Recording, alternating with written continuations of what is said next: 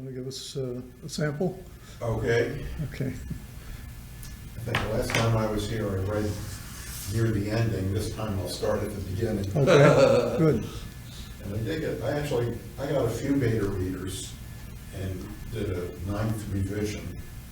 So I'm tired of it. Yeah, it's up to 9. So you've added, I don't think I can do another one. have you added length to it now that as requested, or?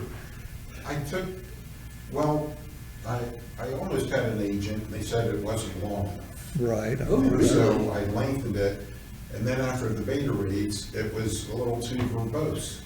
And so I ended up, which is, I think I learned that I was padding it with too many adjectives and adverbs. And so I trimmed that back, so it ended up almost the same length. But I did change a lot of the words, and I added a scene. Mhm. And May I ask how many words it was when they said that? it was 65,000. Okay, so novella length. Well, long novella. Yeah. Pardon? It's a long novella. Yes. Yeah, it's kind of, so when I read, when I go to small presses or agent wish list and what they're looking for, it's a little too long for a novella though, and it's a little too short for sci-fi.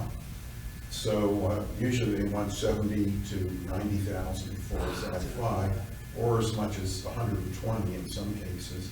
Martha Wells has done so well with that Murderbot series, which I bet are all in about that range of length. So I don't know, I would do what you do.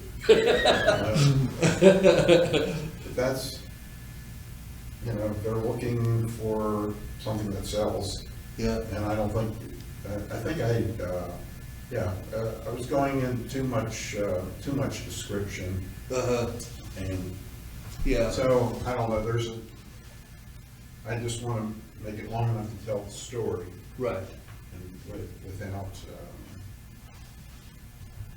padding. So let me see if I can get this thing open. Do we need the background? Yes, so this is sci-fi about a neurodivergent biohacker. Okay. And he reinvents the future with gene splicing. And he finds a cure for his wife's cancer, and from that develops, he realizes she's not getting older, and he develops an immortality serum and turns it into a big business. And so that's the gist of it. And the title? So the title is Splice. And I'm trying to find the Apple apps. Here we go.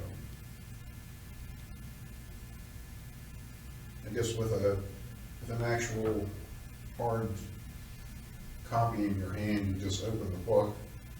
Here I'm using an iPad. So this is chapter 1, Rainfall, and the sub heading is I only wrote April 19th, 2394. The walls and ceiling glowed softly, comprised of billions of optical fibers thinner than human hair. A pulse of light from the neural net traveled up to a spot on the back of Jared Haley's head and released him from sleep.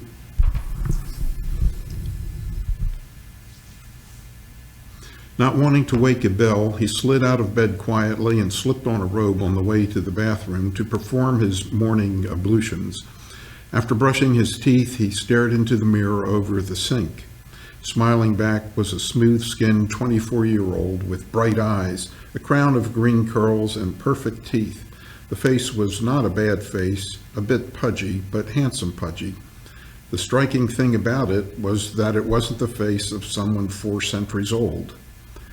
Jared poured 2 glasses of water, brought them to the bedroom, and sat next to Abel on the edge of the bed. He set them on the night table and pushed away the hair below her ear to kiss the neck beneath. "It's Groundhog Day again," he said. She pushed herself upright on the pillow. "What on earth do you mean?" "I want to break the spell." He smiled wryly and pulled 2 black pills from his robe pocket and held them out in his palm. "The reverse splice. You came up with the idea, remember?" She grasped one between her thumb and forefinger and inspected it for a moment before giving it back. No black pill for me. I was talking about parents that had children who died while they lived on forever. You better think about what you are saying, and if you try it, I'll have you recloned and your memories downloaded from storage as soon as your brain regenerates. I need you, Jared. We all do. It occurred to him he may have tried it already, and this was all a loop from that point in time. He had a migraine yesterday. It could be that he had returned home from the hospital with a headache from a fresh download and was reprogrammed with happy thoughts and a blank spot in his mind where the hum of the universe should have been. He put the pills back in his pocket. Jared rose and tottered over to the table and chairs on the other side of the room. He waved his hands as though parting a pair of curtains, and the window turned into a wall. The sun shimmered across the tops of ocean waves, breaking at the foot of a terrace set in the rugged cliffs of Isle New Rona in the Scottish Hebrides. Several silken-skinned youths, male, female, and in between, assembled by the railing to enjoy the morning breeze. I'm okay, it's just that I've had too much brain fog lately, and I'm slowing down. His Weltschmerz deepened. Everything's a rerun. I know a good psychiatrist. He smiled wistfully. I think it's more rudimentary. You think your brain's full? A scrub could clear out more space. And so that's about 4 pages. So that's the opening. So you're beginning after the fact. Is there a flashback coming at some point? What he does is get scheduled for a brain scrub, and there's a quantum computer with a bacterial core made of intelligent bacteria that contains all the memories of everyone living on Isle New Rona.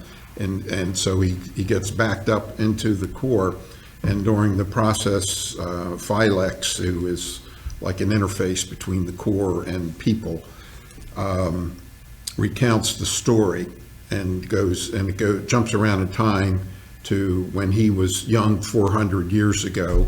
And like, that was my question. Yeah. How are we getting back to that? So I use, I got the idea from Anthony Doerr, who writes, it's kind of, there's sci-fi elements and also historical fiction, and he uses the headings of each chapter to, stamp it. So that's what I do in the chapter headings. And to try to keep the reader oriented. And so it jumps around a lot. Yeah. What's the state of the world otherwise in 2394 or whatever it is? I mean, because you think about overpopulation in terms of people being immortal or whatever, or I don't know, what kind of world are they living in? Well, as the story develops, around that time, in the 400 years from now, a group of, they call themselves pilgrims, they come to the island to present a charge of genetic crimes, including religious genocide. And so the people on the island have lived a sheltered life from the rest of the world, and then they realize that their splicing secret has gotten out through this dark group called the Society of the Runes. And it's spread over the earth, and now the earth it's like the genome has been contaminated, and they traced it back to Jared Haley, the protagonist. And so I see. As it develops, in order to, so Philex was created in the image of Jared. He's like a template. Mm-hmm.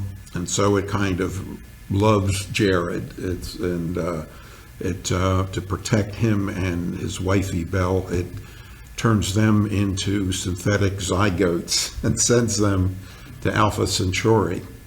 to where they grow anew and the memories are downloaded, and they explore the planet and find the rose of heaven in the end. Opens up The celestial rose. Yeah, because then it turns into like pretty flipped out space, Okay.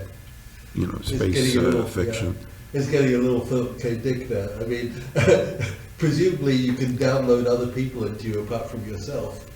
They, they can restore memories. So So it's like the consciousness. You know about his world. he's talking about the memory addicts. Yeah.